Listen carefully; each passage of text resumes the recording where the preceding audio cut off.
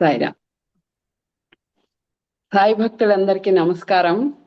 ఈరోజు ఈ రకంగా ఏకనాథ్ భాగవతం మొదలు పెట్టడం అన్నది పూర్వజన్మ సుకృతంగా భావిస్తాను. అందరూ వినడం కూడా వారి వారి పుణ్య ఫలం అని చెప్పాలి. శృతి స్మృతి పురాణానాం ఆలయం కరుణాలయం నమామి భగవత్పాదం శంకరం లోక శంకరం. అమ్మలగన్నయమ్మ ముగురమ్మల మూల పుటమ్మ చాలా పెద్దమ్మ సిరారులమ్మ కడుపారడి పుచ్చినయమ్మ ధన్యులో నమ్మిన వేల్పుటమ్ముల మనమ్ముల నుండి అమ్మ దుర్గమాయమ్మ కృపాబ్ధి ఇచ్చిత మహత్వ కవిత్వ పటుత్వ సంపదల్ సదా నింబ వృక్షస్య మూలాధివాసాత్ సుధాశ్రావిణం తిక్తమప్యప్రియంతం తరుంకల్పవృక్షాధికం సాధయంతం నమామీశ్వరం సద్గురుం సాయినాథం. పలికిడిది భాగవతమట, పలికించెడువాడు రామభద్రుండట, నే పలికిన భవహరం బగునట, పలికెద వేరెండు గాథ పలుకగనేల. నీ పాదకమల సేవయు నీ పాదార్చకుల తోడి నెయ్యము నితాంతాపారభూతదయయున్ తాపసమందార నాకు దయసేయుగదే. ఇప్పుడు ఏకనాథ్ భాగవతం అనేది చాలా గొప్ప గ్రంథం. భాగవతంలో 10వ అధ్యాయం శ్రీకృష్ణ లీలలన్నీ చెప్పాక ఆ 11వ అధ్యాయంలో ఆయన నిజధామానికి వెళ్ళడం, అంటే నిజధామం అంటే వైకుంఠానికి తిరిగి వెళ్ళవలసిన సమయం వచ్చినప్పుడు ఉద్ధవుడికి గీత ఆత్మజ్ఞానం గురించి నువ్వు లేకపోతే నేను ఎలా ఉండగలను స్వామి అని అడిగితే ఆయన పరోక్షంగా కూడా భగవద్భజన ఎలా చేసుకోవాలి అనేది ఉద్ధవ గీత అంటారు. అంటే ఆయన చెప్పిన ఈ ఆత్మజ్ఞానం అనే ఈ బోధన అర్జునుడికి ఏ రకంగా అయితే గీతను బోధించాడో, రాముడు ఏ రకంగా అయితే రాముడికి వశిష్ఠుడు యోగ వాసిష్టం గురించి బోధించాడో అంత గొప్ప సబ్జెక్టుగా, అంటే ఇప్పటి కలియుగంలో నామస్మరణ యొక్క గొప్పతనం, గురువు యొక్క గొప్పతనం, వారికి శిష్యరికం చేయడంలో మనం ఈ కలియుగంలో ఏ రకంగా తరించవచ్చు, ఇంత గొప్ప గొప్ప విషయాలన్నీ ఆత్మజ్ఞానంగా మనకి ఇందులో తెలియజేయబడతాయి.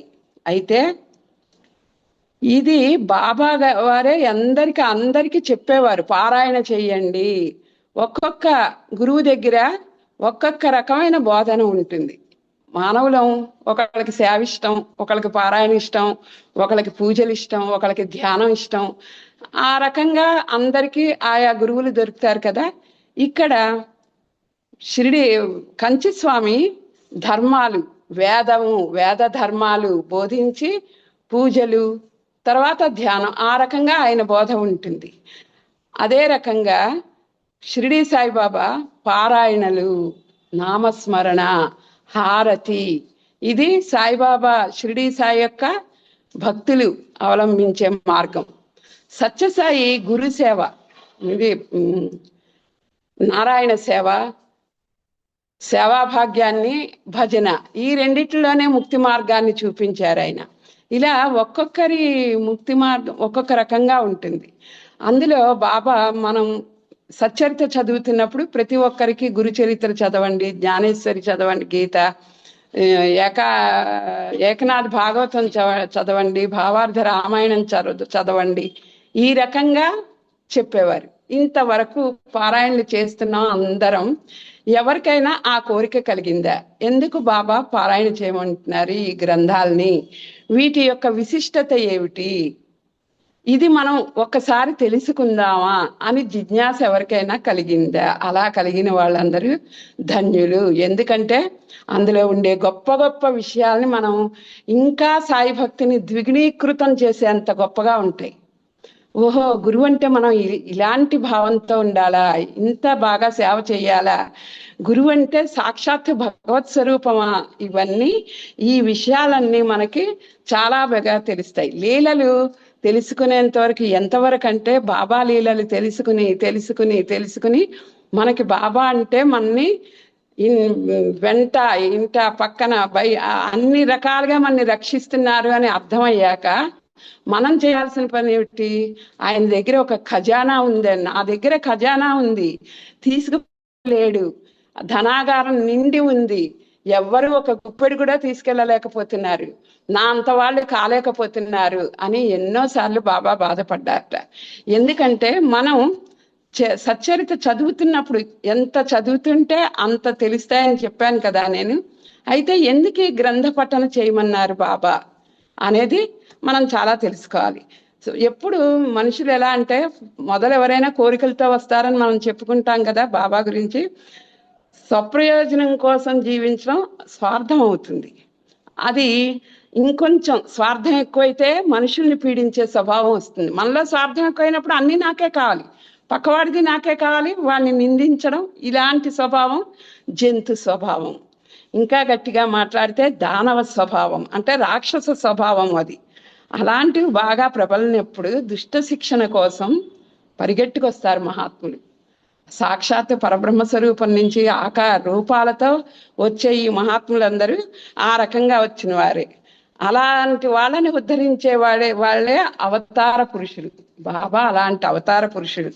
అయితే పరమాత్మ సృష్టించిన ప్రకృతి చాలా నిస్వార్థమైనది. మనకెన్నో తెలుసు. సూర్యచంద్రులు ప్రకాశాన్ని ఇస్తారు, ఏమీ కోరరు. వాయువు చెడు పదార్థం మీద మంచి పదార్థం మీద తన ఇదిని ప్రసరిస్తూనే ఉంటుంది. ఇది చెడు వాసన, ఇది మంచి వాసన అని వాయువుకేమీ ఉండదు. అలాగే చెట్లు పూలు పళ్ళు అన్నీ ఇస్తాయి. మేఘం మనం అడగకుండానే సమయానికి వర్షాన్ని కురిపించి అందరికీ ఆహారాన్ని ఇస్తుంది. ఇవన్నీ భగవంతుడు మానవుల కోసం పెట్టిన ప్రకృతి నియమాలు. అయితే మనం ఏం చేస్తున్నాం? మనకిచ్చిన దాన్ని ఉపయోగించుకుంటూ మన తోటి వాళ్ళకే అపకారం చేయడం ఎంతవరకు మంచిది అని మనం ఆలోచించుకోవాలంటే మనలో మార్పు రావాలంటే ఇలాంటి సద్గ్రంథాల పఠన చాలా ఉపయోగం అవుతుంది. అయితే షిర్డీ సాయి ఏమి మంత్రాలు తంత్రాలు ఏమీ ఉపదేశించలేదు. ఆధ్యాత్మిక ప్రణాళికలు కూడా ఆయన ఎప్పుడూ చెప్పలేదు. ఆయన ఎప్పుడూ ఇలా ప్రవర్తించండి, ఆయన ఆచరిస్తూ అందరినీ అనుసరించే విధంగా చెప్పేవారు. పరనింద చెయ్యకండి, ఇవి ఫండమెంటల్స్ చిన్నవనుకుంటాం, కానీ మనం టంగ్ కంట్రోల్ చేయలేనప్పుడు ఇలాంటివన్నీ మన నాలుకని నిగ్రహించి మంచికి మాత్రమే ఉపయోగించడం అనేది అంత సులభమైన విషయం కాదు. కానీ గురువులను పట్టుకుంటే అది కూడా చాలా సులభమైన విషయమే. అయితే ఇలాంటి బాబా ఆయన ఏం చెప్పారంటే, మీరు ఒక్క అడుగు వేయండి అంటే ఈ పరమార్థం కోసం మనం ఒక్క అడుగు వేస్తే ఆయన ఇంకా 4 అడుగులు మనని నడిపిస్తారు వెనకుండి. అంత గొప్ప గురువుని మనం పెట్టుకున్నప్పుడు ఆయన ఏం చేసేవారంటే షిరిడి సాయి భక్తులకు కొన్ని ఉత్తమ గ్రంథాలు పారాయణ చేయడానికి ప్రేరేపించేవారు. ఆయన పారాయణ చెప్పిన గ్రంథాలు జ్ఞానేశ్వరి గీత, శ్రీ గురుచరిత్ర, ఏకనాథ్ భాగవతం, భావార్థ రామాయణం, వివేక చూడామణి, దాసబోధ, రామ విజయం. అంటే ఇలాంటి గొప్ప గ్రంథాలని వాళ్ళ తత్వాన్ని బట్టి ఎవరికి ఏది ఉపయోగిస్తుందో ఆయనకి తెలుసు. ఆయన సర్వాంతర్యామి, అందరి మనసుల్లోనూ ఆత్మస్వరూపం అంతా ఏకంగా ఉన్న ఆయన చెప్పలేరా మనలో ఏముందో. కాబట్టి ఎవరికి ఏది ఉపయోగమో అది చదవమని బోధించేవారు. అందువల్ల ఇంకా ఆయన ఈ ఏకనాథ్ భాగవతంలో ఉన్న గొప్పతనం ఏంటంటే భగవంతుడి కంటే భాగవతోత్తముడు లేదా సాధువే గొప్పవాడనే విశ్వాసం ఈ సంత్ ఏకనాథ్ రాసిన దాంట్లో ప్రతి దాంట్లో కూడా గురువుకి విశిష్టమైన స్థానం ఉంటుంది. భగవద్గీత చెప్పిన ఆయన అందులో కూడా గురువు ఇదితోనే చెప్తారు. అంటే ఆ గురువుకి అంత గొప్ప పీఠం వేశారు ఆయన. అలాంటి భాగవతం ఏమిటంటే ఈ ఏకనాథ్ భాగవతం దుఃఖలేశరహిత సుఖాన్ని ప్రసాదిస్తారు సాధువులు నిర్దోష మాత్రులు. అంటే భగవంతుడు మన పుట్టించాడు, మన కర్మలు అన్నీ ఇచ్చాడు. అయితే మన ప్రయత్నం లేకపోతే ఆయన ఏం చేయడు. భగవంతుడు ఏమీ చేయడు. మన ప్రయత్నం ఉండి మనం ఆయన్ని ప్రార్థించి ఆయన పాదాలు వదలకుండా పట్టుకుంటే కొన్ని కర్మలు తొలగిస్తాడేమో. కానీ ఇలాంటి గురువులు మన మీద అపారమైన కరుణతో మనం తప్పులు చేస్తున్నా దిద్దుతూ కర్మల్ని నశింపజేసి ఉద్ధరించడానికి ముందుకు వచ్చేవాళ్లే సాధువులు, సంతులు, గురువులు. ఇది ఈ ఏకనాథ్ భాగవతంలో బాగా నిరూపింపబడుతుంది. వ్యాస భాగవతం జ్ఞానయజ్ఞం. అంటే వ్యాసుడు భాగవతం అంతా రాసి భగవద్ విభూతుల్ని రాస్తూ అందులో జ్ఞానాన్ని కూడా బోధించాడు. ఇప్పుడు ఈ ఉద్ధవగీత జ్ఞానం గురించే కదా. పోతన భాగవతం భక్తి యజ్ఞం. పోతన భాగవతం రచించేప్పుడు అసలు ఆయన పద్యాలు, ఆయన ఆ భగవంతుడి యొక్క లీలల గురించి వర్ణిస్తుంటే అది మనని భక్తి మార్గానికి తీసుకెళ్ళిపోతుంది. ఆయన పద్యాలు ఒక్కటి చదువుకున్నా మనకి రోజుకొక్కసారి ఆ కృష్ణుడి పాదపద్మాల యందు మనం ధ్యానస్థం అవుతాం. అంత గొప్ప పద్యాలను ఆయన రచించారు. అయితే ఏకనాథ భాగవతం యోగ యజ్ఞం. యోగం అంటే ఏమిటంటే మనం భగవంతుడితో కలయిక, మామూలు ఆత్మ భగవంతుల కలయిక ఒక యోగం. అది అంత కాకపోయినా మనం చదువుతున్నప్పుడు ఆ భగవత్ సన్నిధిలోనే ఉన్నట్టు ఉంటుంది. అది ఒక యోగ స్థితి. అలాంటి యోగ స్థితి ఏకనాథ్ భాగవతంలో ఉంది. అయితే ఈ ఏకనాథ్ భాగవతాన్ని కాకాసాహెబ్ దీక్షిత్ వచ్చి, సాయి ఒకసారి గ్రంథపారాయణ చేసేసాను అని చెప్తాడు. చెప్తే ఒకసారి కాదు, నీ జీవితాంతం రోజుకొక అధ్యాయం చదువు, పారాయణ చెయ్యి, అవగాహన చేసుకుని జీవితంలో అనుసంధానం చేసుకో అని దీక్షిత్కి ఆయన ఉపదేశం చేశారు. అలా ఉపదేశం చేసినందుకు జీవితం అంతా ఆ ఏకనాథ్ భాగవతాన్ని పఠిస్తూనే ఉన్నారు. ఇంకా భక్త తుకారం ఉన్నారు. తుకారం 108 సార్లు పారాయణ చేసేట.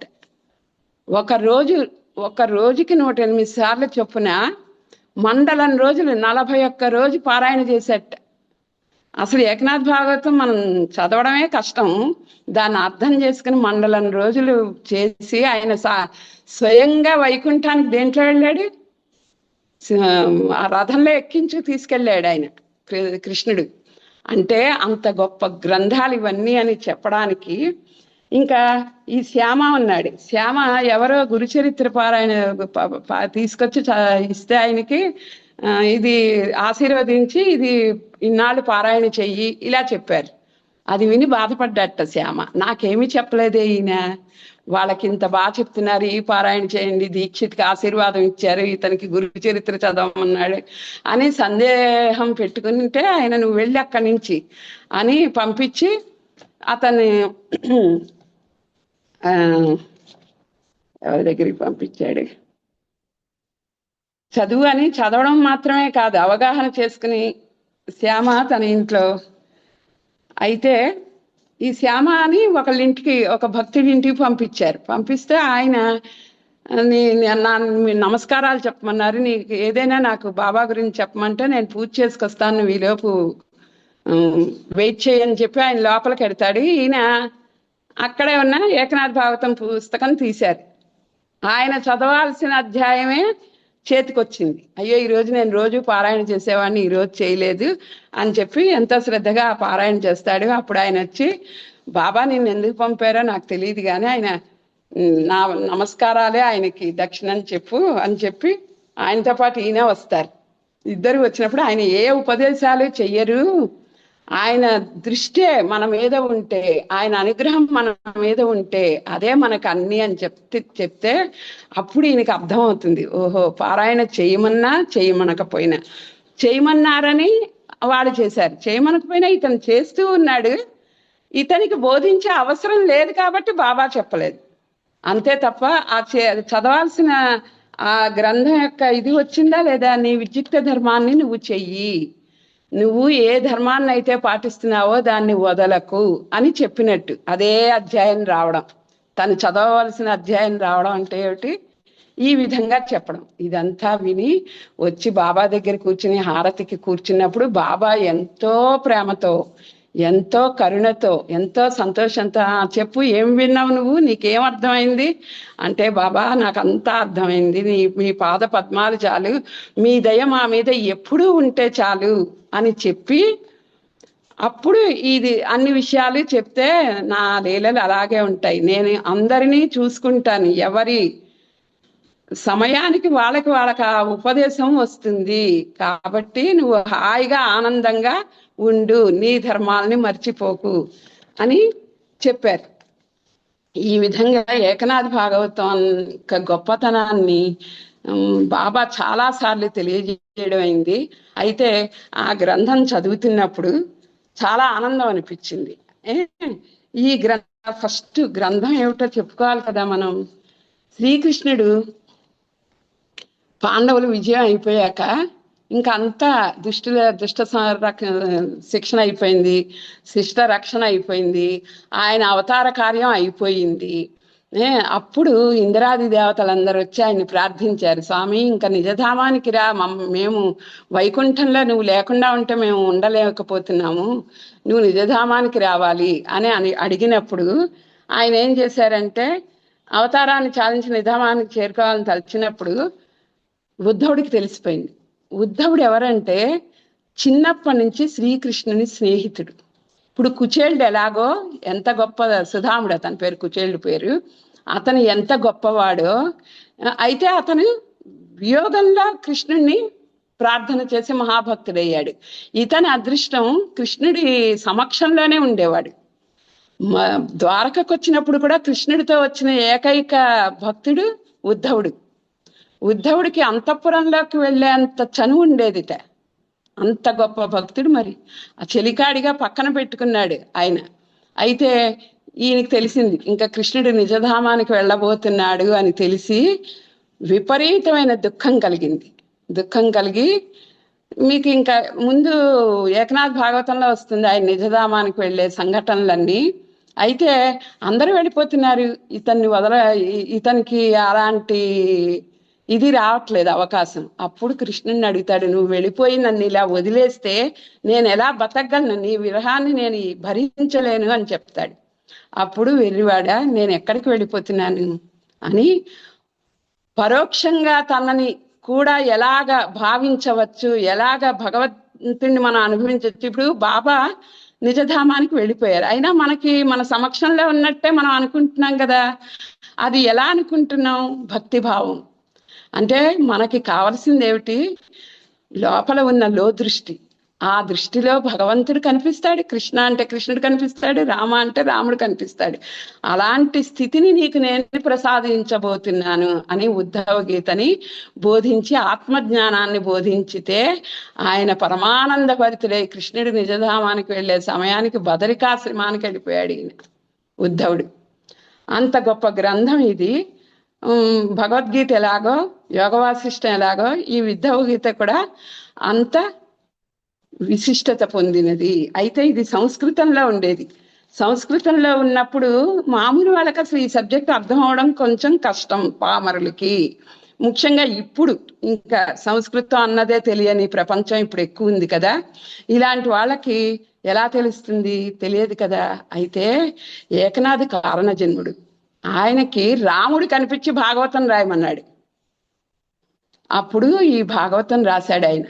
ఏకనాథ భాగవతం ఉద్ధవ గీత రాసినప్పుడు మరాఠీ నుంచి, సంస్కృతం నుంచి మరాఠీకి ట్రాన్స్లేట్ చేశాడు ఆయన. అయితే ఇది పండితులు ఒప్పుకోలేదు. సొంత కొడుకు కూడా పండితుడు, కొడుకు కూడా ఒప్పుకోలేదు. ఏమిటి నాన్న ఇంత కష్టమైన సబ్జెక్ట్ని, ఆత్మజ్ఞానం గురించిన సబ్జెక్ట్ని మూర్ఖులు ఎలా అర్థం చేసుకుంటారు అనుకుంటున్నావు? వాళ్ళు గనక సరిగ్గా అర్థం చేసుకోలేకపోతే ఈ గ్రంథం భ్రష్టు పడుతుంది, నువ్వు చేసేది సరి అయినది కాదు అని వాళ్ళు చెప్తారు. అప్పుడు ఏకనాథ్ చెప్తాడు, సంస్కృతం భాషని ఎంతమంది అర్థం చేసుకోగలరు? జిజ్ఞాస అందరికీ ఉంటుంది. ఇప్పుడు మనం సాయిబాబాని పట్టుకున్నాం, స్థాయి చిక్కాక అసలు పరమార్థం అంటే ఏమిటి, ఆయన చెప్పే ఆ నిజధామం అంటే ఏమిటి, ఇవన్నీ మనకు తెలుస్తాయా? తెలియవు. గ్రంథ రూపంలో ఉంటే, ఒక గ్రంథం చదివితే మనలో కొంచెం జ్ఞానం ఉదయిస్తే అప్పుడు ఆచరణకి ఉద్యుక్తులం అవుతాం. ఇది మామూలుగా ఎవరైనా మానవులకు జరిగేది. మరి పామర్లు అనుకుని పండితులు ఎన్నాళ్ళు ఉంటారు? ఇప్పుడు సంస్కృతం భాష ఎప్పటిదో, ఇప్పుడు ఉందా? ఇప్పుడు చాలా తక్కువ, అంత వంతు లేదు. కాబట్టి అప్పుడే భగవంతుడు ప్రణాళిక వేసి ఏకనాథి ద్వారా మరాఠీ భాషలో దాన్ని రచింపజేశారు. అయితే ఈ ఏకనాథ్ ఎంత గొప్పవాడు అంటే, ఆ భాగవతం రాసిన ఏకనాథ్ ఎంత గొప్పవాడో కూడా చెప్పుకోవాలి కదా మనం. పైగా ఈ ఒక 400 సంవత్సరాల క్రితమా ఇంత జరిగిందా, ఇలాంటి భక్తులు ఉన్నారా అని మనకు ఆశ్చర్యం అనిపించేంతగా ఏకనాథ యొక్క ఉంటుంది. ఆయన 1450లో జన్మించారు. ఇప్పుడు మనం 2025లో ఉన్నాం. అంటే ఎన్నాళ్ళైందండి? 600 సంవత్సరాల పైన. అలాగా ఎందుకు చెప్తున్నానంటే, కాలం వెళ్ళిపోతున్నా కూడా ఈ భక్తి, సత్యం అనేవి ఉంటాయి. ఇవన్నీ ఎక్కడికి వెళ్ళిపోవు. మనం మన అదృష్టం పండితే మనకి దాంట్లో వినాలని లేదా పఠనం చేయాలని ఒక కోరిక కలుగుతుంది.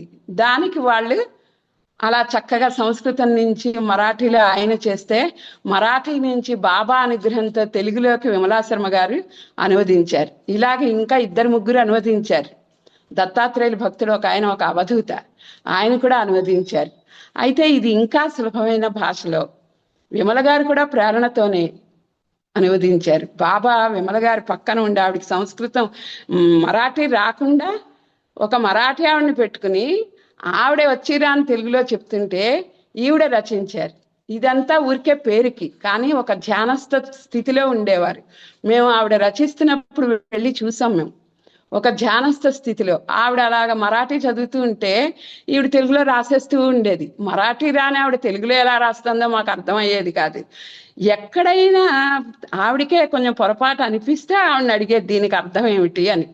ఆవిడ చెప్పేది. ఇది మా కళ్ళారా మేము చూసామండి. ఆవిడ మరాఠీ మాట్లాడడం మేము ఎప్పుడు వినలేదు. మరి ఈ బాబా అనుగ్రహం అంతే. అది ఒకసారి ఒక పదానికి అర్థం తెలియకపోతే ఆవిడకి కూడా తెలియలేదుట. బాధపడుతూ పడుకుంటే రాత్రి నిద్రలో దానికి బాబా అర్థం చెప్పారట ఆ వాక్యానికి. అంటే ఇంత గొప్ప గ్రంథం ఆయన ప్రేరణతో విమలాశర్మ గారి చేత రచింపబడి తెలుగులో ఈరోజు మనం చెప్పుకుంటున్నాం అంటే తప్పకుండా ఇది ఆనందించాల్సిన విషయం. ఇంకా ఏకనాథ్కి ముత్తాత గారు భానుదాస్, ఆయన కూడా చాలా గొప్ప పండితుడు, చాలా భక్తుడు, సంత్. ఎన్నో కీర్తనలు రచించేట ఆయన కృష్ణుడి మీద. అయితే వీళ్ళ పైఠాన్ మహారాష్ట్రలో ఉంది, ప్రతిష్టానపురం. సంస్కృత భాషకి పుట్టిల్లు. అంటే అసలు అక్కడ అందరూ ఆ ఊరిలో ఆ పైఠాన్లో పండితులే ఎక్కువ, బ్రాహ్మలు పండితులు ఉండేవారు. అయితే ఆ భానుదాస్ గారికి ఒక కుమారుడు ఉన్నాడు. ఆయన చక్రపాణి. అతని కుమారుడు సూర్యనారాయణ. ఈయనే ఈ ఏకనాథ్కి తండ్రి. సూర్యనారాయణ తండ్రి, తల్లి రుక్మిణీబాయి. ఎంత అనుగ్రహంతో వాళ్ళకి ఈ కుమారుడు ఒక్కడే పుట్టాడు. అయితే ఈయన కూడా మూలా నక్షత్రంలో జన్మించారు. పాపం కొద్ది రోజులకే తల్లి తండ్రి గతించారు. ఇతను చిన్నతనంలోనే వాళ్ళిద్దరి పోయారు దగ్గరగా. సో తాతగారే ఈయన్ని పెంచారు. అయితే వీళ్ళు ఋగ్వేద బ్రాహ్మణులు. చిన్నప్పటి నుంచి స్తోత్రాలు, గ్రంథాలు చెప్తారు కదా సంస్కృతంలో. ఏకసంతాగ్రహిట ఈయన ఏకనాథ్. ఏకసంతాగ్రహి కాబట్టి చిన్నప్పుడే, అంటే ఒక 6 సంవత్సరాల లోపే రామాయణం, భారతం సంస్కృతంలో కంఠోపాఠంగా వచ్చేసింది. స్తోత్రాలు అవే కాకుండా ఇలాంటి రామాయణ భారతాలను కూడా చదివేశాడు ఆయన. ఒక సంస్కృత పండితుడు ఇంటికి వచ్చి చెప్పేవాటి. ఇవన్నీ నామక అండి, మానవ ప్రయత్నం అని చూపించడం. కానీ తనంతగా తను అంత గొప్పవాడు. అయితే ఇంత పాండిత్యం ఉన్న పిల్లలతో బలవంతం చేస్తే చిన్నపిల్లలతో ఆడుకోవడానికి ఎడతారు కదా, ఎప్పుడు వినయంగా ఉండేవాట. ఎంతమందితో వెళ్ళినా ఆడేవాడు కాదట. వెళ్ళి ఒంటరిగా ఒక గుడి దగ్గర కూర్చుని ధ్యానం చేసుకుంటూ ఉండేవాట. మామూలు విషయాల్లో ఆయనకి ఏమాత్రం ఆసక్తి ఉండేది కాదు. అయితే ఒకసారి అలా ధ్యానం చేస్తున్నప్పుడు దేవగిరిలో ఉండే జనార్దన స్వామి దగ్గరికి వెళ్ళు అని భగవంతుడి యొక్క వాక్యం వినిపించింది. వెంటనే ఆయన అక్కడ పిల్లలతో, మా తాతగారికి చెప్పండి, నేను గురువు దగ్గరికి వెళ్ళిపోతున్నాను, నా గురువు దగ్గరికి. ఏ పిల్లలు అంటారండి అలాగా. అప్పటికప్పుడు అనుకుని గురువు దగ్గరికి వెళ్ళిపోయాడు. వెళ్ళిపోయి ఆయనకి నమస్కారం చేసి, స్వామి నన్ను శిష్యునిగా స్వీకరించి, దయచేసి నన్ను శిష్యునిగా స్వీకరించండి అని అడిగితే అతని మొహంలో ఉన్న ఆ తేజస్సు, ఆ చిన్నతనంలోనే ఆ ఆతృత చూసి తన దగ్గర ఉంచుకున్నారు. అయితే ఈయన అనన్యభావంతో సేవ చేసేవట్టండి. అంత చిన్నప్పటి నుంచి ఏ పనులు చెప్తే అవి. ఒకసారి పద్దు రాస్తుంటే లెక్క తేలలేదుట. రాత్రంతా మేలుకునే ఉన్నట్టు అంత చిన్న పిల్లాడు. మర్నాడు పొద్దున్న ఆ లెక్క తేలింది. ఇంతకీ 1 పైసా తేడా. అప్పట్లో పైసా అంటే ఇప్పుడు 100 రూపాయలు లెక్క అనుకోండి. పైసా తేడా అంతే. ఆ లెక్క చూసి కనుగొన్నాను స్వామి, కనుగొన్నానని ఆనందంగా ఎగిరి గంతులేస్తున్నట్ట. ఆశ్చర్యపోయారు. ఎందుకు, ఏం కనుగొన్నావు అంటే, మీ లెక్కలో పద్దులో 1 రూపాయి తేడా, ఒక నయా పైసా తేడా వచ్చింది. దాన్ని రాత్రంతా నేను చూస్తూనే ఉన్నాము, ఇప్పటికి కనుక్కున్నాను అంటే ఆశ్చర్యపోయేట్టు ఆయన.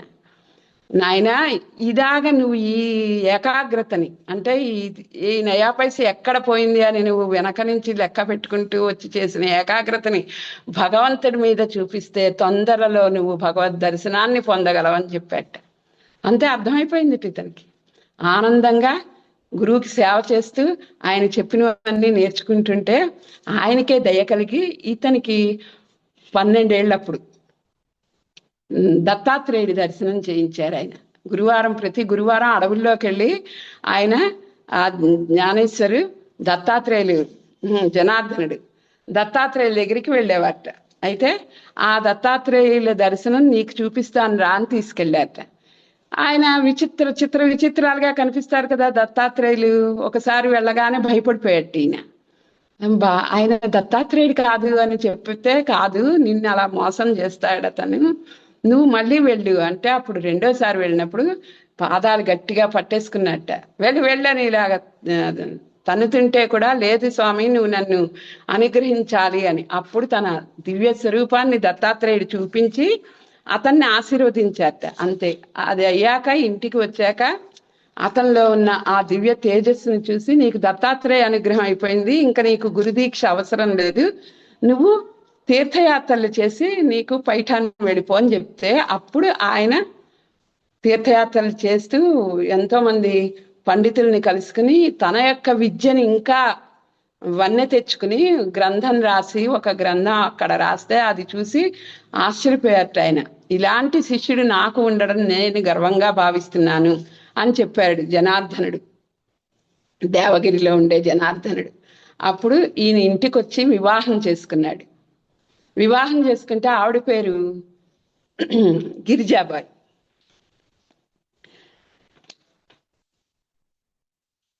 గిరిజాబాయి ఆవిడ. తాతగారు ఇతనికి వివాహం చేసి ఆయన కూడా కాలం చెందారు. అప్పుడు ఇతనికి చూడండి, ఎంతో మంది భక్తులను చూస్తాం, కొంతమంది చాలా కష్టాలతో ఉంటారు, కానీ ఈయన భగవంతుడి పూర్ణ అనుగ్రహాన్ని పొందినవాడు. అందుకే మహాసాధ్వి భార్య అయింది. అతనికి పెళ్లిలోనే ఉద్ధవుడని ఒక శిష్యుడు వచ్చాడు. అతను ఈయన్ని పట్టుకుని వదలలేదుట. ఆవిడతో పాటు వచ్చేసాడు ఆ ఊరి నుంచి భార్యతో. వచ్చి ఇతను బయట వ్యవహారాలు, లౌకిక వ్యవహారాలు ఎన్నో ఉంటాయి కదా, అన్నీ అతను చూసుకునేవాట. ఇంటి వ్యవహారాలన్నీ భార్య చూసుకునేది. ఈయనకి ఎప్పుడు ఏ లౌకిక చింతన లేకుండా వారిద్దరూ చూసుకుంటుంటే ఆయన నిరంతరం నామస్మరణ, ఎన్నో అభంగాలు, ఎన్నో గీతాలు, నాటకీయంగా కూడా ఆయన చాలా కీర్తనలు రచించారట. అభంగాలు అంటారు వాటిని. నాటకీయంగా అంటే ఇంకా మనం ఒక దృశ్యం చూస్తున్నట్టే చూపించేవారు. అంత గొప్ప గొప్ప రచనలు చేస్తే ఊరి వాళ్ళందరూ కూడా ఆయన దగ్గరికి వచ్చేసేవారట. కృష్ణాష్టమి రోజు అయితే వాళ్ళ ఇంట్లో ఒక పెద్ద ఉత్సవం జరిగేది. ఇప్పటికి కూడా కృష్ణాష్టమికి పైఠాన్లో ఏకనాథ్ గారి ఇంట్లో అది జరుగుతుంది ఉత్సవం.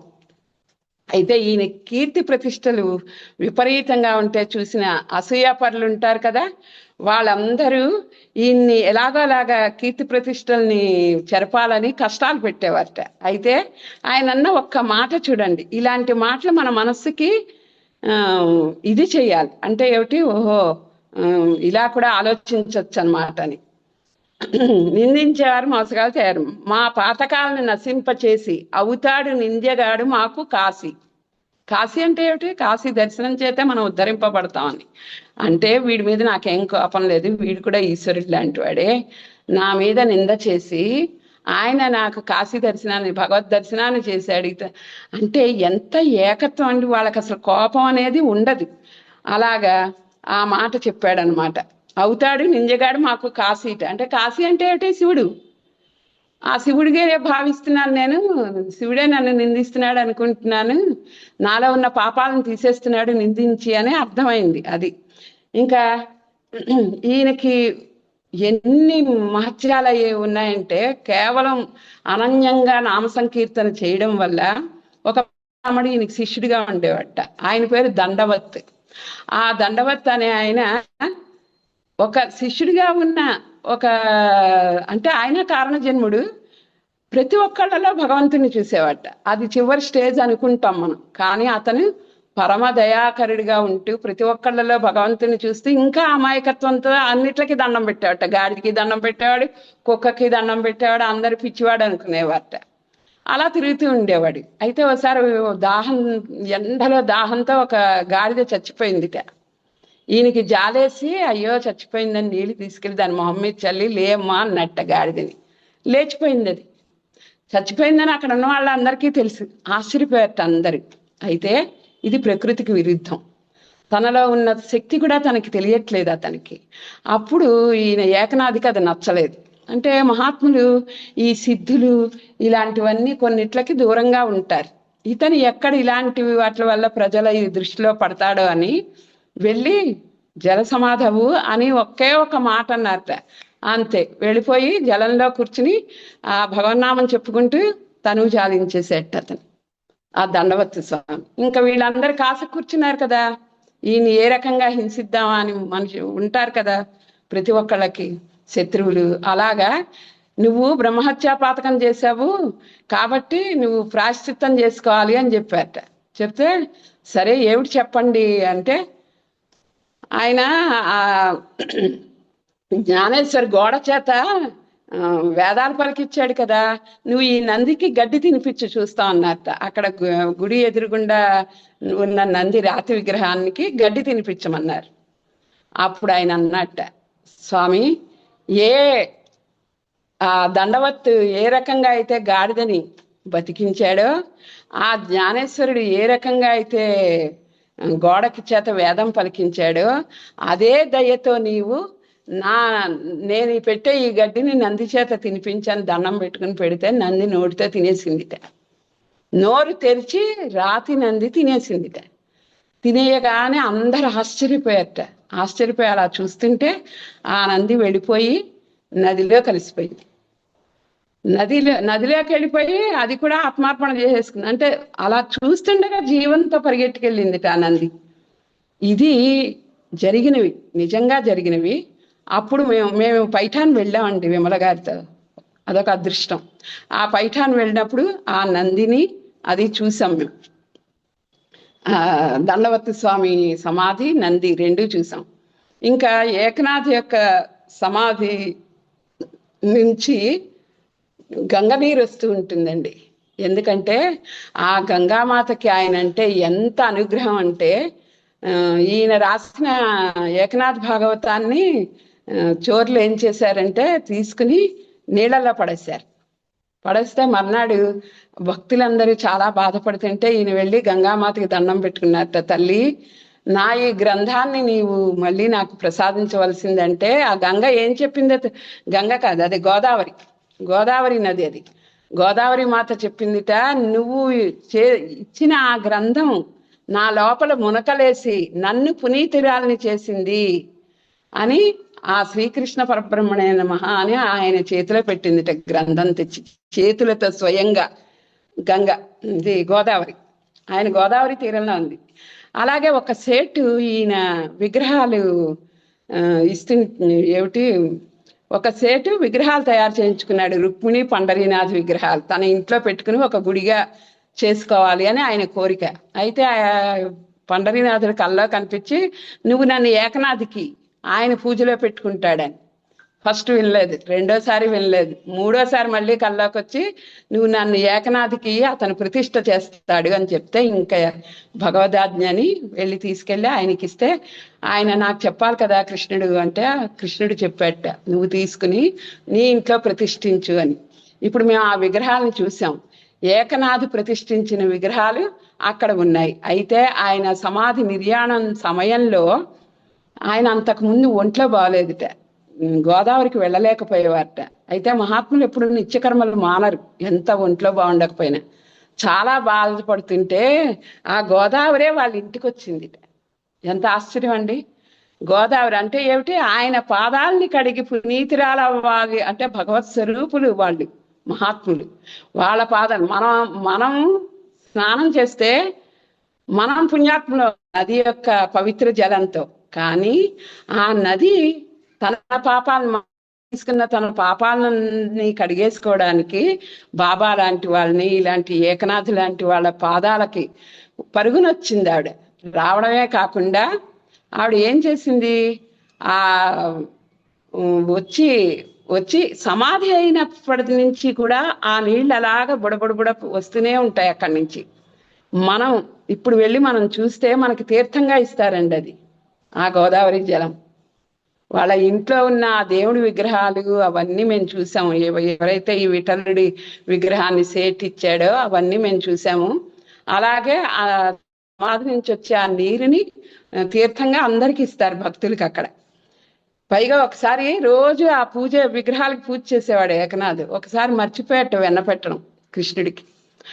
మర్చిపోయి సాయంత్రం గుర్తొచ్చింది, నేను మధ్యాహ్నం వెన్న పెట్టలేదు కదా, ఆయనకి ఇష్టమైన వెన్న నేను పెట్టలేకపోయాని అని బాధపడిపోయి తినడం మానేసి ఏడుస్తూ కూర్చున్నట్ట.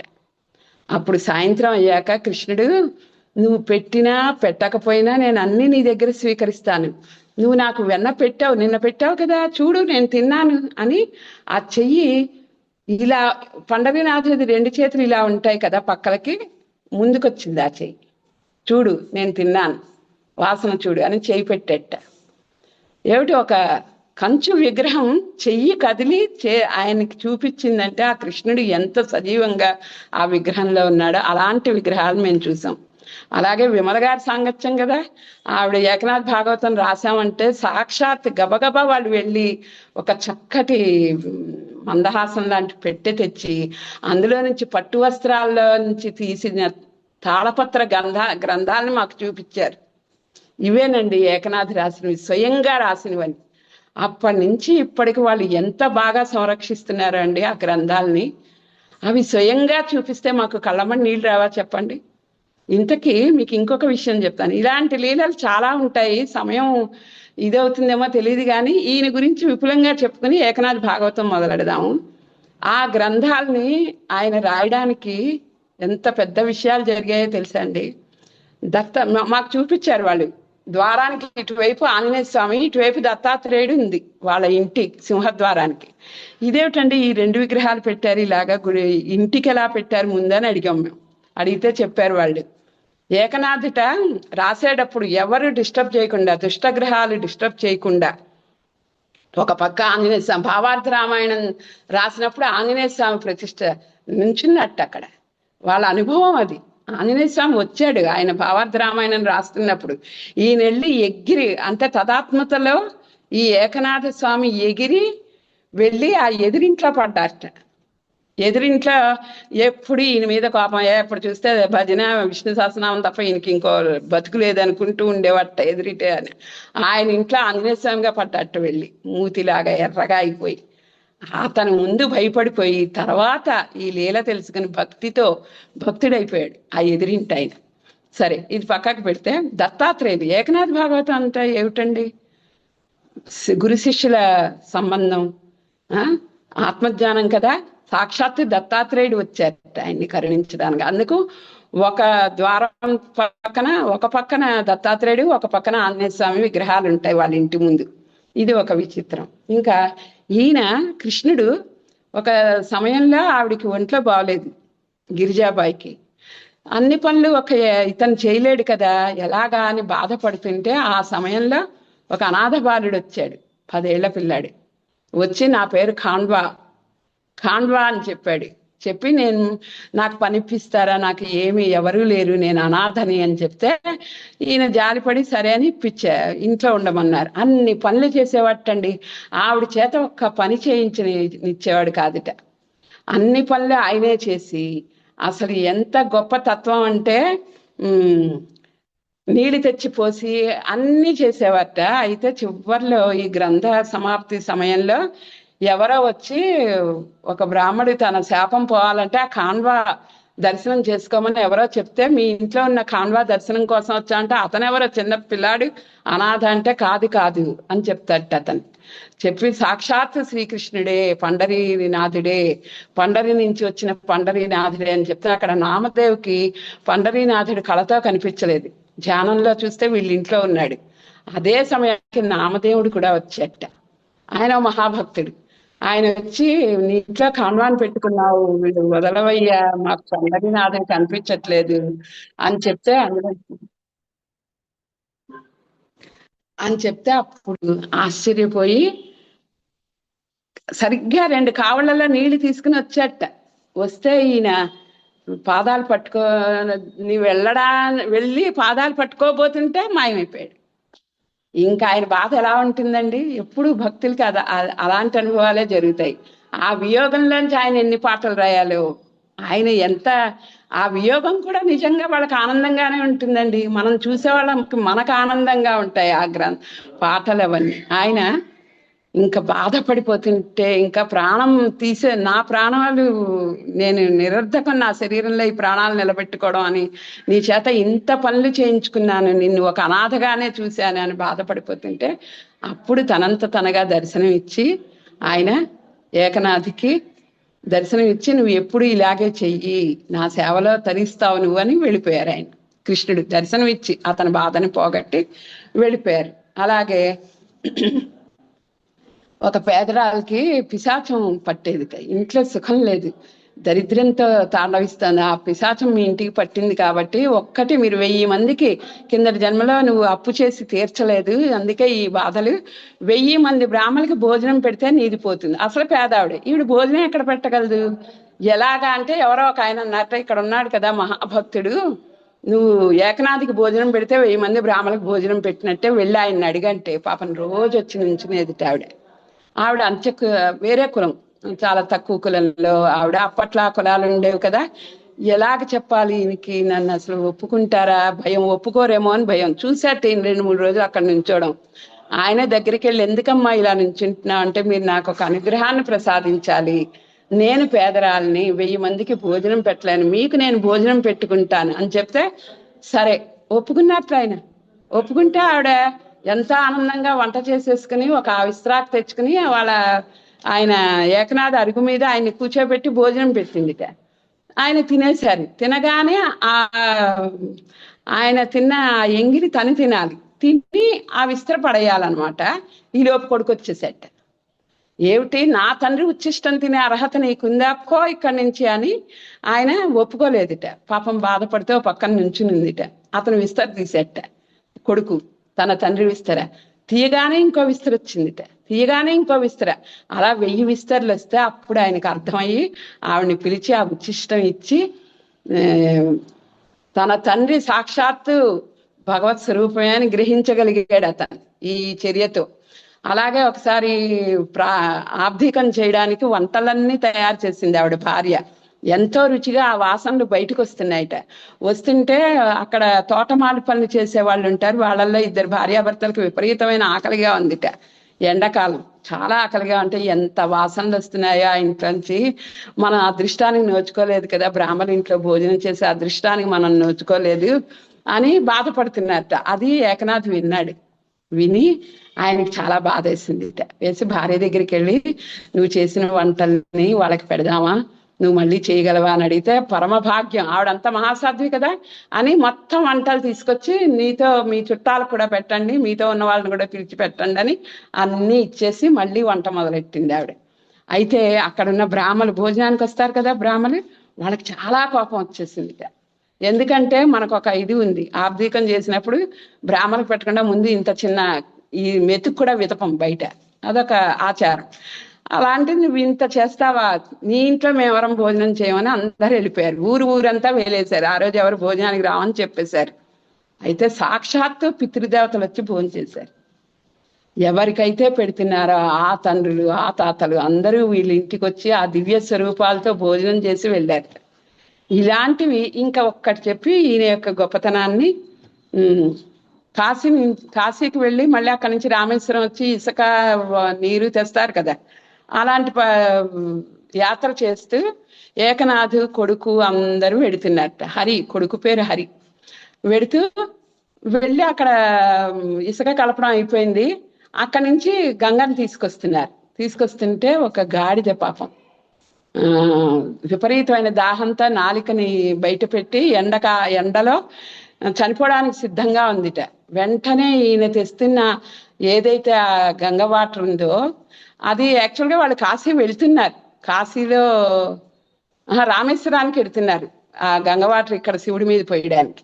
అప్పుడు ఆ గంగ వాటర్ని ఆవిడికి గాడిదకి పోసేసాడు. నీడు జల్లేసి గాడిద తెప్పరిల్లి దానికి ప్రాణం వచ్చేసి ఎగురుకుంటే వెళ్ళిపోయింది అది. అయితే కొడుక్కి చాలా కోపం వచ్చిందిట. నాన్న ఎంతో కష్టపడి కావిళ్లలో మోసుకొస్తున్నాడు అతను, నేను గంగని మోసుకొస్తే నువ్వు ఇలా చేస్తావా? నీకు అసలు ఏం దైవత్వం తెలుసు? అసలు కాశీలో వేద పండితుడు అయ్యాడు అతను కొడుకు.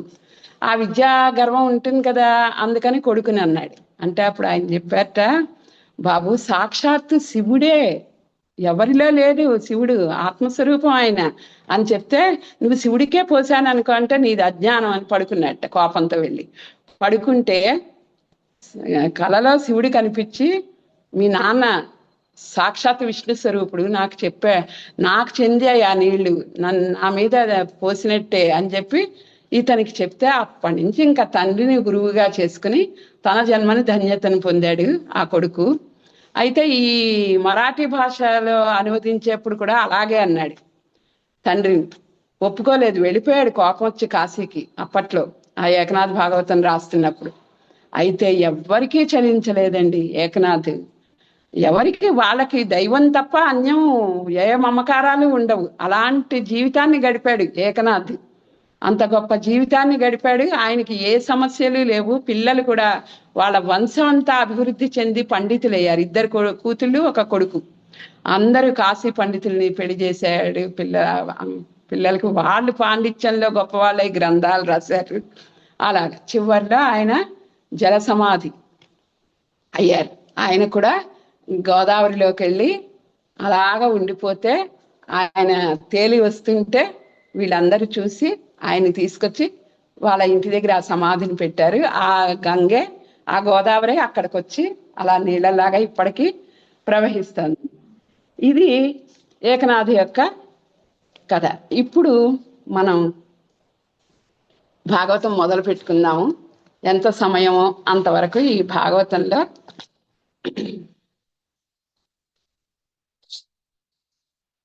ఇది చాలా గొప్ప విషయాలు ఉంటాయండి. కొంచెం ఓపికగా మనం అన్ని ఆకలింపు చేసుకోగలిగితే తినే కొద్దీ మాధుర్యం పెరుగుతుంది అంటారే, అలాగా ఇది మనం వినే కొద్దీ మనకి ఎంత ఆనందాన్ని ఇస్తుందంటే, నేను కేవలం ఒక అధ్యాయం రాయడానికి వెళ్ళాను విమల గారి ఇంటికి.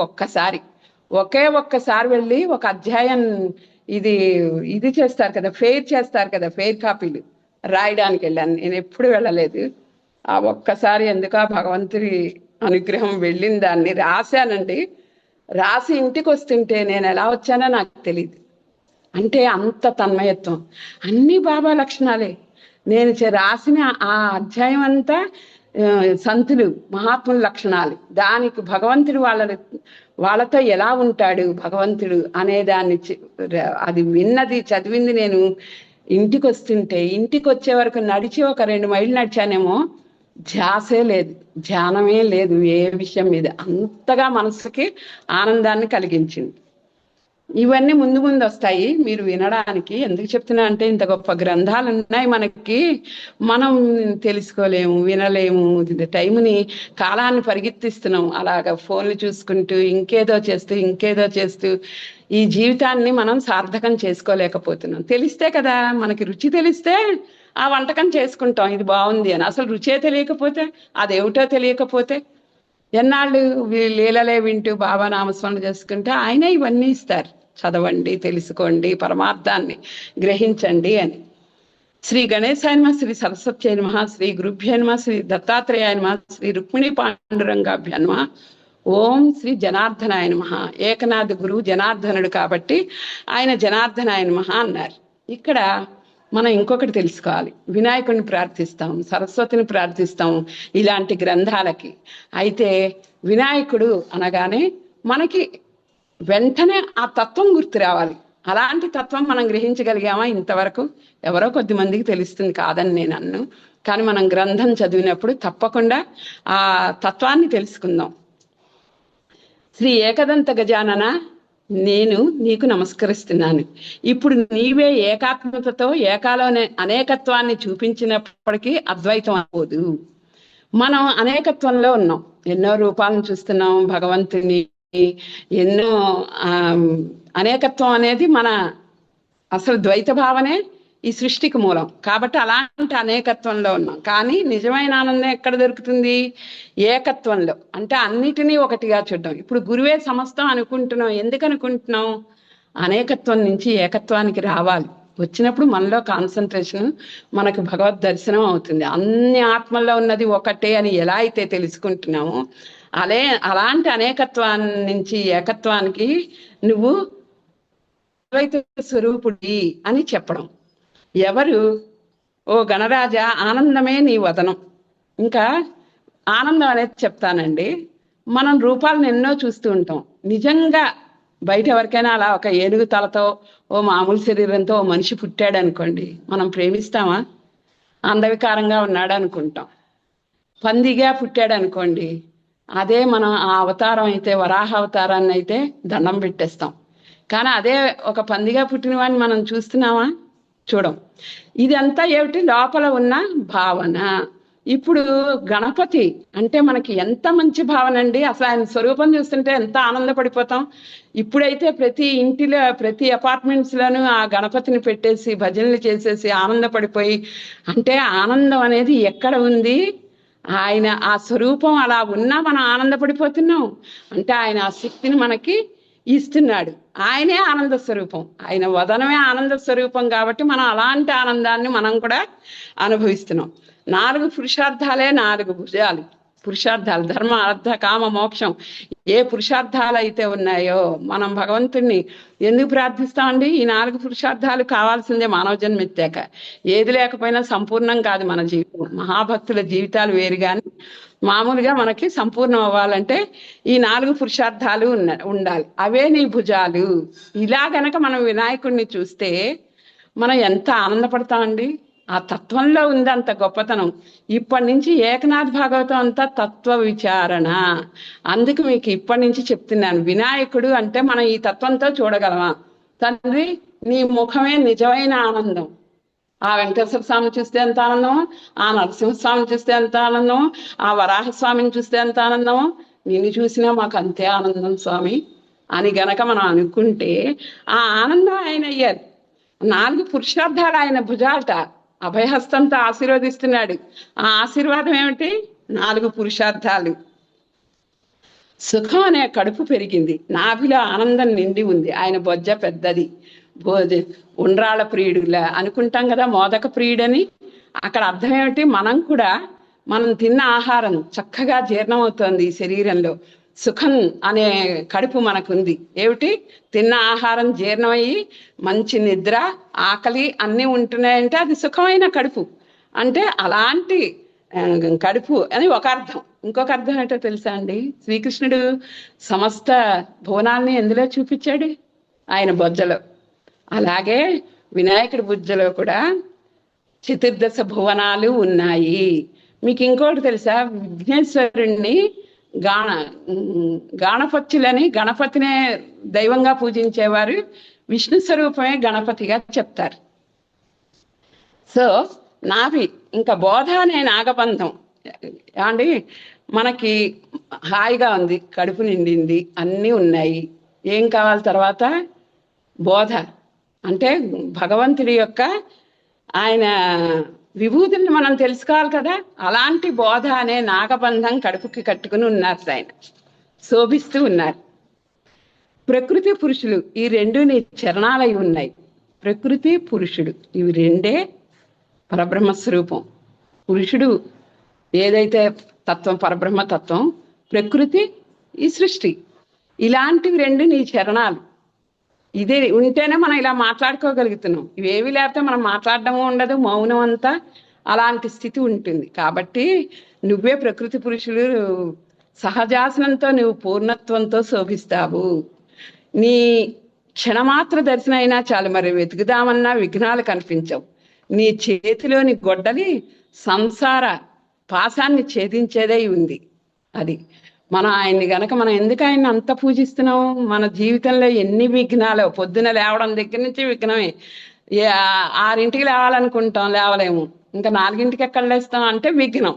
మనసుకే విఘ్నాలు, ఆలోచనలకి విఘ్నాలు, ప్రతివీ విఘ్నాలు. అలాంటి విఘ్నాలు ఏవి లేకుండా నన్ను ఉద్ధరించే స్వామి అని ఆయనకి దండం పెట్టుకుంటాం కదా.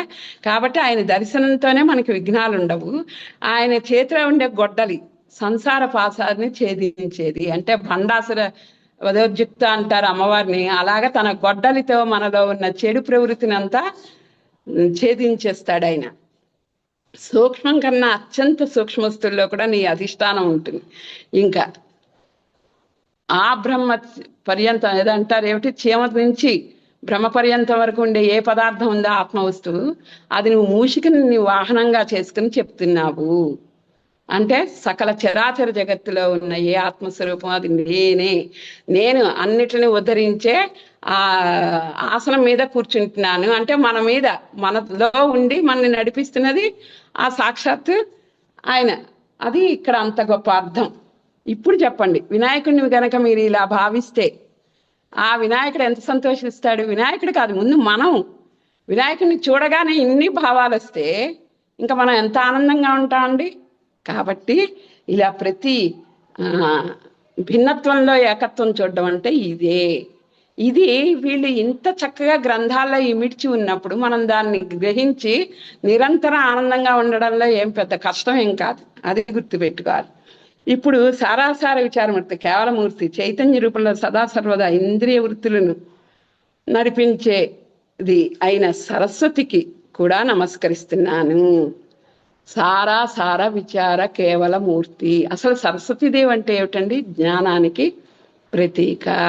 అమ్మవారు ఎలా అయితే బ్రహ్మ విష్ణు మహేశ్వరులు సృష్టి స్థితి లయల్ గురించి చెప్పుకుంటామో, అలాగే పోషణ, జ్ఞానం. సరస్వతీదేవి జ్ఞానం, లక్ష్మీదేవి మన పోషణ, పార్వతీదేవి ఆయుష్, దీర్ఘ సుమంగళీ భవ అంటారు. ఏమిటి? సౌభాగ్యం, ఆయుష్, ఆరోగ్యం ఆవిడ ప్రసాదిస్తుంది. ఇవి 3 ఉన్న మనుషులు పరిపూర్ణం కాక ఏమవుతారండి? అలాంటి వాళ్ళలో జ్ఞానంతో వివేకాన్ని, జ్ఞానాన్ని ప్రసాదించే, ఏదో బ్రహ్మ ఒక విగ్రహాన్ని తయారు చేశాడు, మనిషిని తయారు చేశాడు, వాడికి జ్ఞానం పోసేది ఎవరు? జ్ఞానం ఆ లోపల ఉన్న చైతన్య శక్తి ఏదైతే ఉందో అది సరస్వతి అని చెప్పడం. వాక్కును పలికించి బుద్ధికి బోధన ప్రసాదించి ప్రకాశాన్నే ప్రకాశింపజేసే స్వయం ప్రకాశకురాలైన ఆమె. ఇక్కడ జంతువులకి మనుషులకి తేడా ఎక్కడుంది? జ్ఞానం, వివేకం, ఆలోచన. ఇవన్నీ ఎవరి అనుగ్రహం? సరస్వతీదేవి అనుగ్రహం. కంటిలోని దృష్టిలాగా లేక ఫలంలోని ఫలరసం యొక్క పుష్టిలాగా శివుని దేహంలో శక్తి రూపంతో ఉంటుంది. శక్తి, శివుడిలో ఉన్న శక్తి ఏమిటండి? ఇదే బయటికి వచ్చిన అమ్మవారి లలితాదేవి, సచామర రమావాణి లక్ష్మీదేవి అవతారాలే అవన్నీ. ఆవిడకున్న అనేక అవతారాల్లో లక్ష్మీ సరస్వతి ఒక అవతారం, చైతన్యమూర్తి. ఆ చైతన్యమూర్తిలో అంశలే వీళ్ళందరూ. అలాంటి శారదాదేవికి నమస్కారం అని చెప్తున్నారు. వాక్కుతో వర్ణించే శక్యం కానటువంటి ఈ ఆత్మస్వరూప రుచి వాణులన్నిటిలో శ్రేష్టతతో నింపబడి ఉంది. అందువల్ల వాగ్దేవత అయిన ఏ సరస్వతి ఉందో ఆమె గ్రంథానికి ఉత్తమ రుచిని కల్పిస్తుంది. ఇంకొకటి చెప్తాను. ఆవిడ మాట్లాడడాన్ని, మాటల్ని ఖండించి, అంటే ఈ ఆత్మజ్ఞానం అనేది మనం అనుకున్నాం కదా, భగవంతుని చూపించి మార్గం చెప్తాడు గురువు, కానీ అది అనుభూతం అవడం అనేది మాటలతో ఉండదు, అది అనుభవం అంతే. అంటే అలాంటి అనుభవంకి సరస్వతి అవసరం లేదనుకుంటారేమో. అలాంటి అనుభవం వచ్చాక, మళ్ళీ బయటికి వచ్చాక మాటల రూపంలో ఆత్మస్వరూపాన్ని చూపించగల సామర్థ్యం సరస్వతీదేవికి ఒక్కటే ఉంది. ఈ సంతులు, ఈ జ్ఞానులు, వీరందరూ కూడా వాళ్ళు అనుభవించి వచ్చిన ఆ యొక్క అనుభూతిని మాటల్లో చెప్పగలిగే శక్తిని సరస్వతి మాత్రమే ఇవ్వగలదు అని ఇక్కడ ఆమె మాటలన్నీ మాట్లాడడాన్ని ఖండించి మౌనాన్ని కూడా సమూలంగా కొట్టేస్తుంది. మనం మహాత్ముల్లో ఒక గొప్పతనం చెప్పుకుంటామండి. ఎంతో మంది సమాధి స్థితి వరకు వెళ్ళిపోతారు, కానీ బయటికి రాలేట. ఆ సమాధి స్థితిలో ఉండిపోయి అలాగే భగవంతుడిలో ఐక్యమైపోతారు. అయితే కొంతమంది మహాత్ములు మన మీద ప్రేమతో ఆ స్థితి నుంచి దిగి, ఏమండి మనం ఎంతో గొప్ప ధనవంతుడిగా ఉండి ఒక పేదవాడిగా ఉండమంటే ఉంటామండి? ఆ స్థితికి మనం దిగుతామా? దిగం. కానీ మహాత్ములు మన కోసం అన్ని మెట్లు దిగి మన అజ్ఞానాన్ని పోగొట్టడం కోసం మనతో ఓర్పు వహించి ఓర్పుగా ఉండి 10వ క్లాస్ వాడికి 1వ క్లాస్ చెప్తే వింటాడా అండి? అసలు వినడు, బోరు, అంతే కదా. అలాంటిది భగవంతుడు దిగి వచ్చి, జ్ఞానులు దిగి వచ్చి మన యొక్క అజ్ఞానాన్ని భరించి మనం చదివే ఏబిసిడీలను వింటూ మన్ని మార్గంలో పెట్టి వాళ్ళంత వాళ్ళని చేయగలిగే శక్తి వాళ్ళకే ఉంది. ఇది ఎందుకు చెప్తున్నా అంటే, కంచిస్వామి నడిచే శివుడు అంటారు కదా, చంద్రశేఖర సరస్వతి, ఆయన అన్నగారు ఉన్నారట. ఆయన కూడా మంచి భక్తుట. అయితే ఫస్ట్ పీఠాధిపతిని ఆయన్ని చేద్దామా అనుకున్నారట. అయితే ఆయన ఈ అమ్మవారి దగ్గర అనుగ్రహాన్ని పొందినప్పుడు తిరిగి వెనక్కి వచ్చేంత శక్తి ఆయనకి లేదుట. అది అమ్మవారు చెప్పిందిట. అతను తట్టుకోలేడు అంటే సమాధి స్థితికి వెళ్ళిపోయాడు అనుకోండి, ఇంకా అక్కడి నుంచి అలాగ అమ్మవారిలో ఐక్యమైపోతాడు, కానీ వెనక్కి వచ్చే స్థితి ఆయనకి లేదు. చంద్రశేఖర సరస్వతికి ఉంది. అందుకు ఆయన్ని పీఠాధిపతి చేయమని చెప్పిందిట అమ్మవారు. ఇది వాళ్ళు చెప్పుకుంటుంటే విన్న విషయం. ఎందుకంటే ఇంత గొప్ప విషయాలు మనకి తెలియాలి. తెలిస్తే అప్పుడు గురువు అంటే ఏమిటి, ఆయన మన కోసం ఎంత దిగి వచ్చాడు, మనం ఎంత జాగ్రత్తగా గురువుతో ప్రవర్తించాలి, వాళ్ళని బాధ పెట్టకూడదు కదా. మన అజ్ఞానంతో, మనం చేసే చెడ్డ పనులతో, మన నోటి దూషణలతో గురువుని బాధ పెట్టకూడదు అని తెలుస్తుంది. ఆమె మాటల్ని మాట్లాడడాన్ని ఖండించి మౌనాన్ని కూడా సమూలంగా కొట్టేస్తుంది. కానీ దాని తర్వాత కూడా నిరూపణ చేయించింది. ఏది చెప్పడానికి అసఖ్యమో దానిని మాటలతో అంటే శబ్దంతో చెప్పించింది. చూసారా, ఆవిడ అనుగ్రహం పరమహంస అంటారు. ఏమిటో తెలుసా? పాలని నీళ్ళని వేరు చేసే గుణం అది ఎవరికి ఉంటుంది? మహాత్ములకు ఉంటుంది. ఆ శక్తినిచ్చింది సరస్వతీదేవి. అలాంటి సరస్వతికి నమస్కారం చేసుకున్నారు. చేశాక ఇంకా గురువుకి, గురువు ఎలాంటి వారండి? భూతదయకు సాగరం. ఎలాంటి, నేను చెప్పాను కదా, భగవంతుడైన దిగొచ్చి వీడి కర్మ ఇంకా అనుభవించాలి అని నిరీక్షిస్తూ ఉంటాడేమో, కానీ ఎంత దుర్మార్గుడైనా దయ కలిగితే ఆ సాక్షాత్తు బాబాలు మహాత్ములు అందరూ చేసే పని ఏమిటండి? అదే, అయ్యో వాళ్ళకి గనక వీడి మీద ఇంత జాలి వేస్తే, దయ వేస్తే, వాడు ఎంత పాపాత్ముడైనా తరించిపోతాడు. అలాంటి శక్తి. ఇంకా చాలా వివరాలు ఉన్నాయి, అవి ముందు చెప్పుకుందాము. భూతదయకు సాగరం, కరుణకు పుట్టిల్లు, లేక స్వానందాన్ని గౌరవించే నిర్గుణం యొక్క సగుణ అవయవాలే అయి ఉన్నారు. ఇలాంటి వాళ్ళు గురువుల యొక్క వాళ్ళ లక్షణాలు ఎంత గొప్పగా ఉంటాయంటే, అలా వారు ఎవరి వైపు చూస్తారు, ఇంకా వాళ్ళకి చెప్పాక ఎవరి మీద దయ కలుగుతుందో అలాంటి వాళ్ళని వాళ్ళు చూస్తే వారి భవ సంకటాలు దూరం అయిపోతాయి. వారి కళ్ళ ముందు పరబ్రహ్మ తనంత తానే ప్రకటమవుతుంది. ఏమండి, కొన్ని లక్షల మంది వస్తారు ఒక గురువు దగ్గరికి. మీరు అబ్జర్వ్ చేయండి, అందరు ఆయన్నే చూస్తూ ఉంటారు. ఎవరికి దృష్టి పక్కకు కూడా కదలదు. ఏమిటి ఆకర్షణ శక్తి? ఏమిటది? ఆయన్ని చూస్తే మనకి ఎందుకు అంత ప్రశాంతత రావాలి, అంత ఆనందాన్ని ఎందుకు పొందుతున్నాం మనం అంటే, వాళ్ళ యొక్క ఆ ప్రేమ, ఆ అనుగ్రహం అనేది అలా ఉంటుంది. వారి సాధనా సృష్టి యొక్క కష్టాలు లేదా శాస్త్రచాతుర్యం యొక్క విలాసాన్ని చూడరు. ఒక్క విశ్వాసం ఉంచితే చాలు, వారిని స్వయంగా జ్ఞాన ప్రకాశకులుగా చేస్తారు. నువ్వు ఎంత ప్రార్థిస్తున్నావు, ఎన్ని శ్లోకాలు చదివావు నా మీద, ఇవి కాదండి ఆయనకి కావాల్సింది. ఆయనకి కావాల్సింది విశ్వాసం, ప్రేమ. దాన్నే శ్రద్ధ, సబూరి, ఇవి రెండిస్తే చాలు నాకు మీరు అని చెప్పారు కదా బాబా. కాబట్టి అవి ఉన్న అలాంటి గురువుని నమస్కరిస్తూ నేను ఏకనాథ భాగవతంలో ఆయన యొక్క రచన, ఇంకా కృష్ణుడి గురించిన విషయాలు చెప్పుకుందాం. సమయం సుచిత్ర గారి. అమ్మా, నెక్స్ట్ వీక్ పెట్టుకుందామా? పెట్టుకుందాం. ఎప్పుడు నేను ఇది చదివినప్పుడు పోతన పద్యాన్ని మాత్రం చదువుతాను. అంటే ఇంత చక్కటి ఇది మనం చూస్తున్నాం కదా. ఏకనాథ్ భాగవతమే అంటేనే ఒక పెద్ద అదృష్టం వినడం. అలాంటి దాంట్లో ఆ పోతన రాసిన పద్యాన్ని శ్రీకృష్ణుని పాదాలకి సమర్పణగా మనం చెప్పుకుందాం. ఎవ్వని అవతారమెల్ల భూతములకు సుఖమును వృద్ధియు సొరది చేయు. ఎన్నో అవతారాలను భాగవతంలో రాశాడండి ఆయన. అలాంటి అవతారం మనం వింటే చాలట మన యొక్క సుఖం, భూతములకు సుఖమును వృద్ధిని సొరది చేయు. ఎవ్వని శుభనామమే ప్రొద్దునుడుపంగా సంసార బంధంబు సమసిపోవు. నామస్మరణ చేస్తే చాలు. ఎవ్వని చరితంబు చేర్చిన భయముంది మృత్యువు పరువు పెట్టు. అలాంటి చరిత్ర అంటే మనలో భయం అన్నది ఉండనే ఉండదు. మృత్యు అన్నది, మృత్యువుకి ఒక అర్థం తర్వాత చెప్తాను, రానే రాదు. ఎవ్వని పదనది నేపారు జలములు సేవింప నైర్మల్య సిద్ధి కలుగు. ఇప్పుడే చెప్పుకున్నాగా, గంగా గోదావరి నదుల యొక్క ఆ తీర్థాన్ని సేవించిన పుణ్యం కలుగుతుంది ఆయన తలుచుకోగానే. ఆయన పాదాల నుంచేగా పుట్టింది గంగా. కాబట్టి ఎవ్వని పదనది నేపారు జలములు సేవింప నైర్మల్య సిద్ధి కలుగు. జై సాయిరామ్. కృష్ణార్పణమస్తు.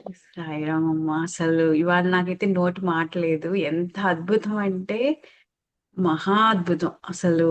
అంటే ఇంకా భాగవతంలోకి మీరు వెళ్ళలేదు, కానీ ఆ భాగవతంలోకి వెళ్ళకుండానే ఇంత అసలు ఒక ప్రవాహం లాగా ఉందన్నమాట. అసలు ఆ ఎనర్జీ కానివ్వండి, అసలు అది నిజంగా ఫస్ట్ టైము ఇన్ని సార్లు నుంచి నాకు ఫస్ట్ టైం నోట్లోంచి మాట కూడా రావట్లేదు. నిజంగా చెప్తున్నాను అమ్మ. అంతా బాబా దయండి. మీరు అన్ని సార్లు అడగడం, ఇంకా ఈ బాబా ఈ రకంగా నాకు సేవని ఇస్తున్నారు అనుకుని మొదలు పెట్టాను.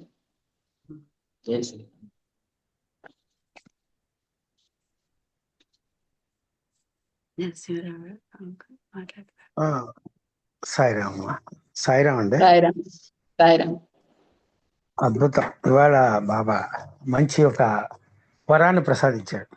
ఎందుకంటే మేము మొన్ననే ఈ మంత్లోనే శ్రీ సాయి సచ్చరిత్ర ఘటనా దర్శన యాత్ర చేయమని బాబా దగ్గర సందేశం అంటే, సచ్చరిత్రలో జరిగినటువంటి ఘటనలని దర్శనం చేయమని జామునేరు, దూప్కేడు, నేవాసం అన్ని పంపించే ముందు బాబా పైఠాన్ని తీసుకెళ్లారంట. పైఠాన్ని తీసుకెళ్ళి అక్కడ అవన్నీ చూపించారు. ఆ సమాధి ఇది అపవిత్ర పవిత్రోవాన్ అన్నట్లాగా అక్కడ ప్రోక్షయించి బిఫోర్ ఇది అనమాట. నెక్స్ట్ మేము దూప్కేడ్కి వెళ్తాం పైఠాన్ నుంచి. అక్కడ స్టార్ట్ చేశారు బాబా చూపించి. అసలు అక్కడ ఇప్పటికి ఒళ్ళంతా కరిగిపోతుంది. ఎందుకు కరిగిపోతుంది? మన చేతిలో ఉండదు, స్వాధీనం ఉండదు మనకి. ఎందుకంటే మనం వెళ్ళాలి అంటే వెళ్ళలేం. ఆ బాబా యొక్క ప్రేమ ఉంటేనే మనం ఎక్కడికైనా వెళతాం. ఆ పైఠాన్ తీసి ఫస్ట్ సమాధి చూపించి, సమాధి అక్కడ వాళ్ళ పక్కన తండ్రి సమాధి అవన్నీ అన్నారు. ఆ తీర్థం ఇచ్చారు, అంత కొంచెం దూరంగా ఆయన నివసించిన స్థానం ఉంది కదా, మీరు కూడా వెళ్ళారు కదా. ఆ నివాస స్థానానికి వెళ్ళేవాడికి అసలు ఒక్క మాట అక్కడ చెప్తుంటే అసలు ఏంటిది, అక్కడేమో ఆయన వచ్చి తోమేవాడు, అక్కడ నీళ్లు పట్టేవాడు, సాక్షాత్ విఠలుడే వచ్చాడు.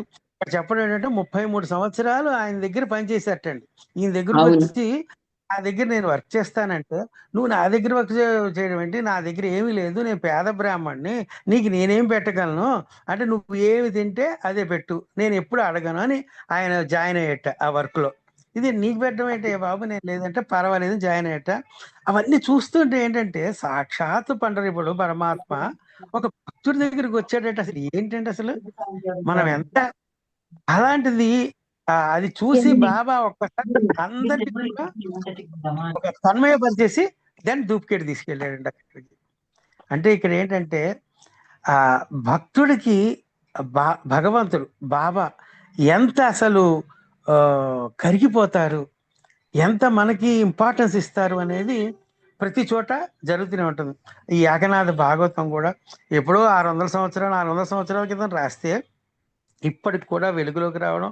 అలాగే ఈయనకి ముందు 400 సంవత్సరాల క్రితం ఆయన జ్ఞానేశ్వర మహారాజ్ ఏమో అక్కడేమో నేవాసాలో ఆ స్తంభం దగ్గర కూర్చుని రాయడం అది కూడా దర్శింపచేశాడు బాబా. ఎందుకంటే బాలాజీ నేవాస్కర్ దగ్గరికి వెళ్ళినప్పుడు ఆ స్తంభం దగ్గర కూర్చుని రాయడం అంటారు.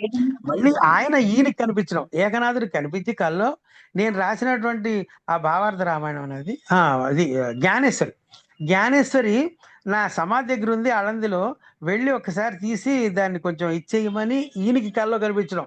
ఏంటి జ్ఞానేశ్వర మహారాజు సమాధి చెందిన 400 ఏళ్ళ తర్వాత ఈయన అలంది పరిగెట్టుకెళ్ళి ఏకనాథ మహారాజు ఆ సమాధి చుట్టూ వెతుకుతుంటే అక్కడ ఆయన రాసిన తాళపత్ర గ్రంథం దొరకడం, దాన్ని ఏమో మళ్ళీ ఈయన తీసుకొచ్చి దీన్ని ఇచ్చేయడం, ఇవన్నీ కూడా అంతేకాదండి, ఆయన అక్కడ గుడి కట్టితే ఆ గుడికి వచ్చిన కూలీలు వాళ్ళందరికీ భోజనాలు అన్ని సాక్షాత్తు భగవంతుడే చేశాడని వాళ్ళకి తర్వాత తెలుస్తుంది. అలా చాలా ఉంది ఆయన కథ. గొప్ప మనతో పాటు కొంచెం విశ్వసిస్తే బాబా ఏం చెప్తాడు, నా కేసు చూస్తేనే నీ కేసు చూస్తా అంటే మనతోనే ఉంటాడు బాబా, మనలోనే ఉన్నాడు, మన చుట్టూ ఉన్నాడు, మనకి ఏం కావాలో చూస్తాడు అనేది నిర్వాదం. అలాంటిది ఇవాళ ఏకనాథ భాగవతం గురించి అసలు ఆయన యొక్క కథ చెప్తుంటే అలా ఎక్కడికో వెళ్ళిపోయాం, మళ్ళీ పైకానే వెళ్ళి కూర్చున్నాం, మొన్నే వెళ్ళాం కాబట్టి